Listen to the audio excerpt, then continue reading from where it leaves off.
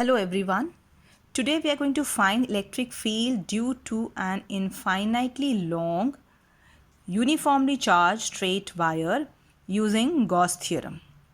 So as shown in the diagram, let us consider this be a straight uniformly charged infinitely long straight wire. We have shown in the diagram that it is positively charged. If it is positively charged, then the electric field lines due to this will always be outside. So to find the first of all, let us find out what will be the direction of electric field at any point P due to this infinitely long straight uniformly charged wire. Consider that this point P is at r distance from it. Let us consider a length element here, dl, a very small length element here, due to which the electric field at this point, we know that if I join this length element and this point, as it is positively charged, hence electric field due to this will be along this line joining these two points.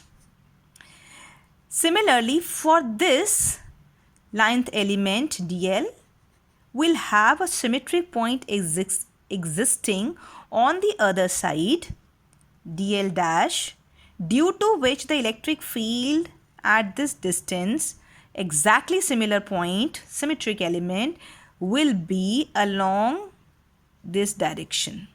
And these two electric field will be of same magnitude because these two are identical length elements on this infinitely long charged straight wire. And if I resolve these two, because on resolving, applying the law of parallelogram of vector additions, we will come to know that the electric field due to this would be along this direction. So the net electric field will be perpendicular to this line element, perpendicular to this straight wire, and it will be outward normal. So at every point, if I want to draw the electric field, I'll draw outward normal. Whether we are choosing a point to the left side or to the right side, electric field lines are always outward normal to this straight, infinitely long, uniformly charged wire. Now we got the direction of the electric field. To find the magnitude of the electric field at our distance from this infinitely long, let us consider a Gaussian surface around it. So in the next diagram, consider, let us redraw the diagram and consider a Gaussian surface around it. Assume that we want to find out electric field due to a length L of this infinitely long uniformly charged conducting wire. And we have considered a point P at r distance from it where we want to find out the electric field. Now for this uniformly charged infinitely long straight wire, the symmetric surface around it, or I can say the Gaussian surface around it, would be a cylindrical surface. So I will draw a cylindrical surface around it such that the point P lies on the Gaussian surface. And when I say the point P lies on the Gaussian surface, which means taking r as the radius and this point as the center and r be the radius of this cylindrical surface. We draw a cylindrical surface. Let us assume that this cylindrical surface is of length L and r be its radius. Now this cylindrical surface has three regions here. Number one region, first circular cross section I can say. The second region is again a circular cross section, and the third region would be this curved surface area of this cylindrical surface. Now this cylindrical surface is enclosing some charge. We have assumed as L be the length of the cylindrical surface, So let us assume that lambda be the linear charge density of this infinitely long uniformly charged straight wire. So the total charge enclosed by this would be equals to lambda equals to Q by L. So I'm going to write down the total charge enclosed here is equals to lambda into L. Lambda is the linear charge density. Now to find the electric field at point P, we need to apply the Gauss theorem. Now due to this entire surface, we need to find out the electric flux coming out of this surface, and then we will find the electric field at this point. As per the Gauss theorem, the total electric flux coming out of a closed surface is equals to the total charge enclosed by the surface upon epsilon naught. Now here the total charge enclosed is equals to lambda into L. So I'm going to rewrite here E dot ds is equals to lambda L by epsilon naught. We're going to give this as equation number 1. But if we look at the left hand side, this integral we need to solve. This is a closed surface integral over electric field. So if we look at the surface, we are going to divide the surface into 3 parts. 2 circular cross sections, and third region is the curved surface area. Hence this integral will be rewritten as integration over the first surface E dot ds plus second surface E dot ds and plus the third surface E dot ds. This would be equals to lambda L by epsilon naught.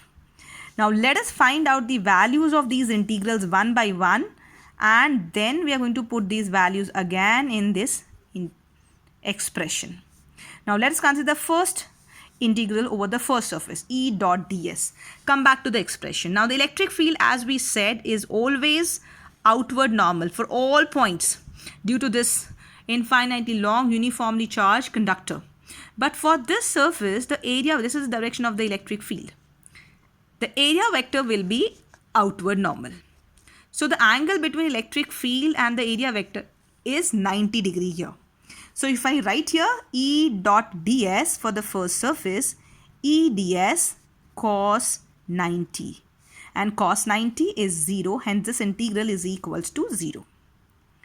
Come back to the second integral, E dot ds is equals to, again for this integral, the electric field is outward normal to this surface.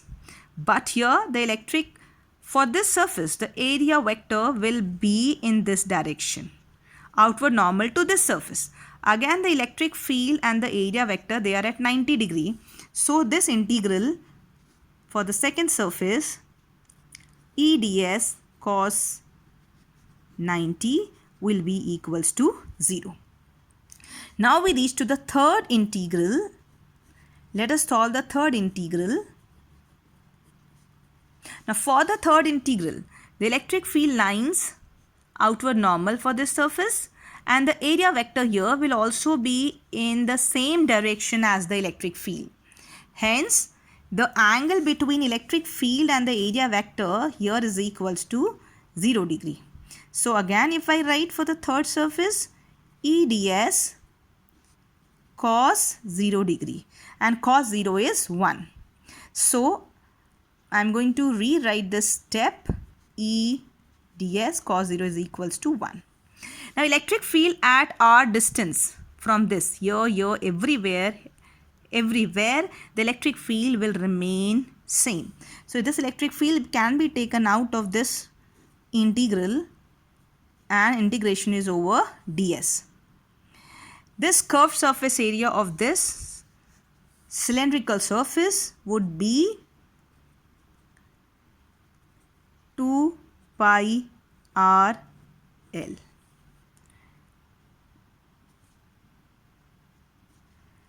So I'm going to give this as equation number 2, equation number 3, and this the last integral, equation number 4.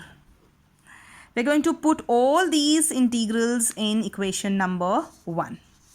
When we put all these integrals, we'll get 0 plus 0 plus e 2 pi RL equals to lambda L upon epsilon naught.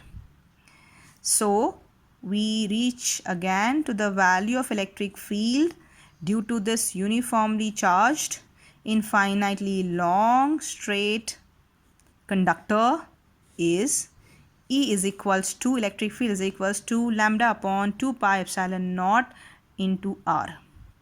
This expression, as per this expression, electric field is inversely proportional to the distance of this wire, infinitely long straight wire. As the distance increases, the electric field decreases.